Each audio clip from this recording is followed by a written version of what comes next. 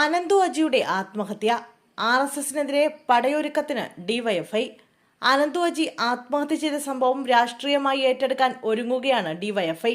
അനന്തുവിന്റേത് ആത്മഹത്യയല്ലെന്നും RSS നടത്തിയ കൊലപാതകമാണെന്നും DYFI സംസ്ഥാന secretary VK Sanoj മാധ്യമങ്ങളോട് പറഞ്ഞു.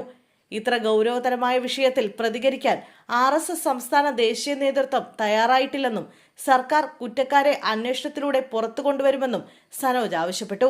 ക്രിമിനലുകളെ വളർത്തുന്ന ഇടമാണ് ശാഖകളെന്നും VK സനോജ് പ്രതികരിച്ചു. അനന്തുവിന്റെ ആത്മഹത്യയുമായി ബന്ധപ്പെട്ട് ഡിവൈഎഫ്ഐ സംസ്ഥാന വ്യാപക ജാഗ്രതാ സദസ്സുകൾ സംഘടിപ്പിക്കാൻ തീരുമാനിച്ചിരിക്കുകയാണെന്നും സനോജ് പറഞ്ഞു. സംഭവത്തിൽ ആരോപണം നേരിടുന്ന നിതീഷ് മുരളീധരന്റെ കട ഡിവൈഎഫ്ഐ പ്രവർത്തകർ ഇന്നലെ അടിച്ചു തകർത്തു. കാഞ്ഞിരപ്പള്ളി കപ്പാട് ആശുപത്രി ഉപകരണം വിൽക്കുന്ന കടയാണിത്.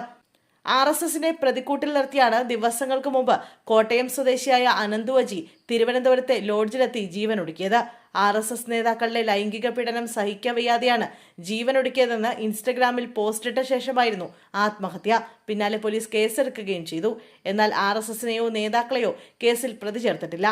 RSS ശാഖയിൽ ലൈംഗിക ചൂഷണം നേരിട്ടെന്നാരോപിക്കുന്ന അനന്തുവിന്റെ വീഡിയോ മരണമൊഴി എന്ന പേരിൽ ഇൻസ്റ്റഗ്രാമിലാണ് പോസ്റ്റ് ചെയ്തിരുന്നത്.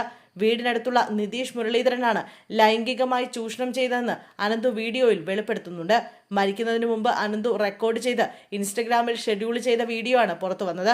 ആദ്യത്തെ ഇൻസ്റ്റഗ്രാം കുറിപ്പിലുണ്ടായിരുന്ന RSSനെതിരായ ആക്ഷേപങ്ങൾ വീണ്ടും ആവർത്തിക്കുന്നതായിരുന്നു വീഡിയോ.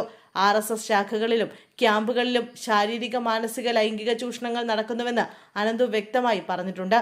3 വയസ്സ് മുതലാണ് നിതീഷ് മുരളീധരൻ അനന്തുവിനെ ലൈംഗികമായി ചൂഷണം ചെയ്യുന്നതെന്നും പറയുന്നുണ്ട്. ഇതുമൂലമാണ് OCD രോഗിയായി മാറിയതെന്ന് അനന്തു പറയുന്നു. സെപ്റ്റംബർ 14-നാണ് വീഡിയോ ചിത്രീകരിച്ചതെന്നാണ് അനന്തു പറയുന്നത്. കഴിഞ്ഞ ബുധനാഴ്ചയാണ് അനന്തുവിനെ തമ്പാനൂരിലെ ഹോട്ടലിൽ മരിച്ച നിലയിൽ കണ്ടെത്തിയത്.